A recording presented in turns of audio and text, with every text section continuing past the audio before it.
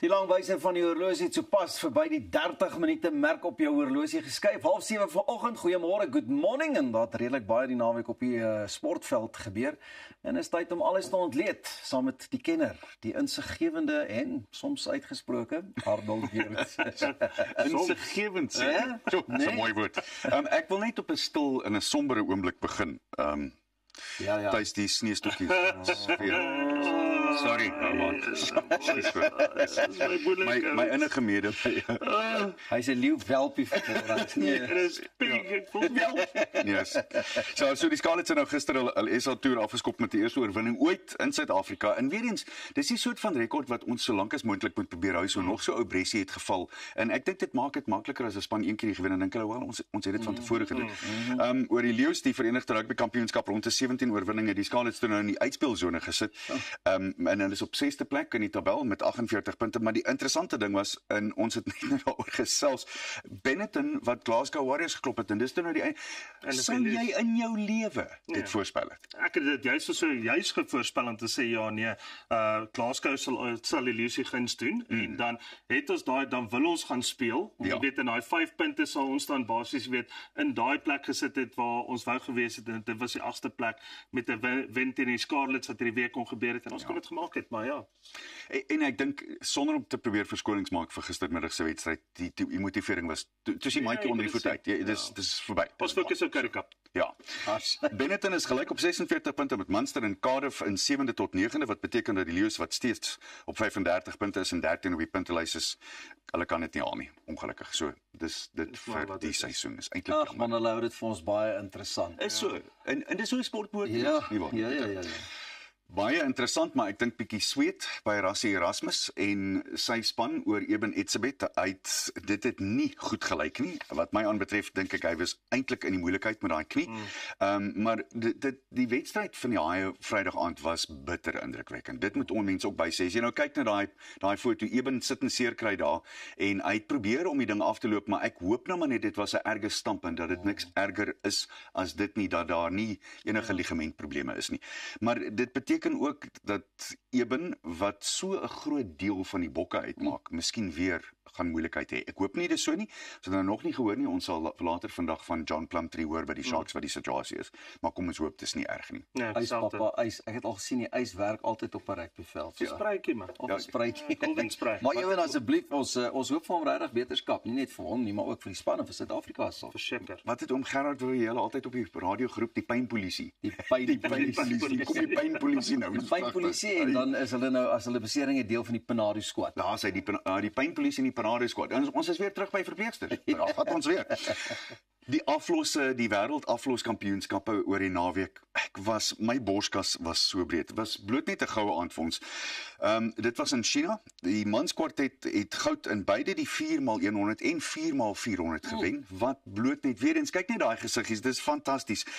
Terwyl die vroue brons in die 4x400 opgeraap het. Bayanda Walaza, Senosipo Dambile, Bradley en Koana en Akani Sambini wat er nou deurgekom het. En Sambini was 'n goeie 8, 9, 10 meter agter die Amerikaner Brandon Hecklin. Hy tref toe nou die lyn in 37.61 sekondes. En hier is 'n interessante gedagte. So elke een van daai 4 atlete het onder 10 sekondes gehardloop. En 'n gemaklike onder 10.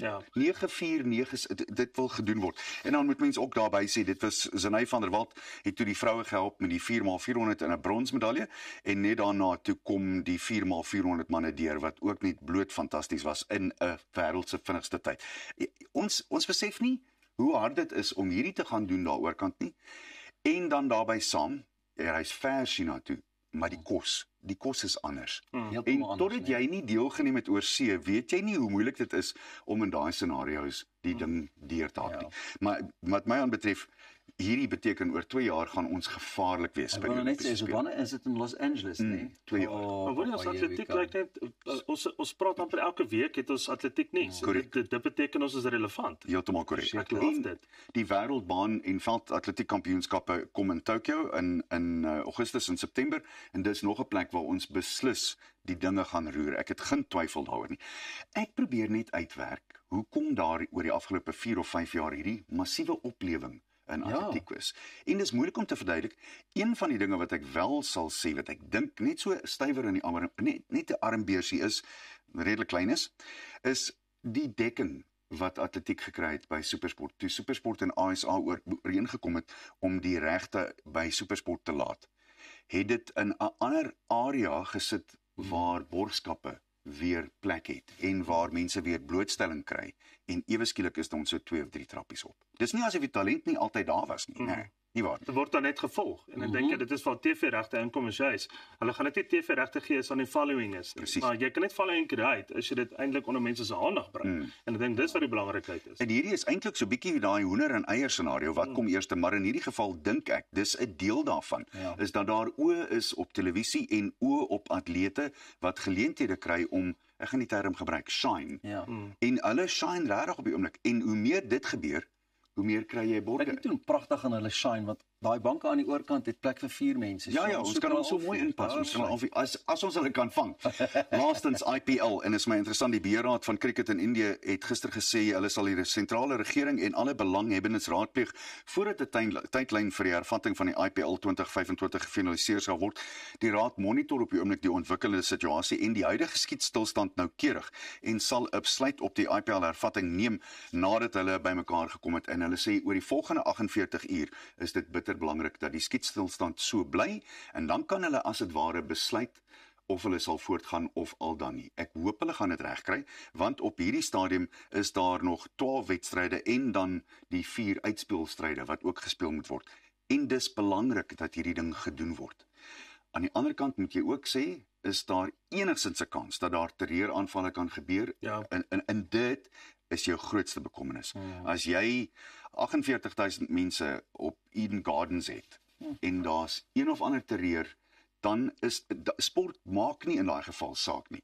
Jy moet besluite neem wat die beste is vir die sosiale opset, nie vir sport nie.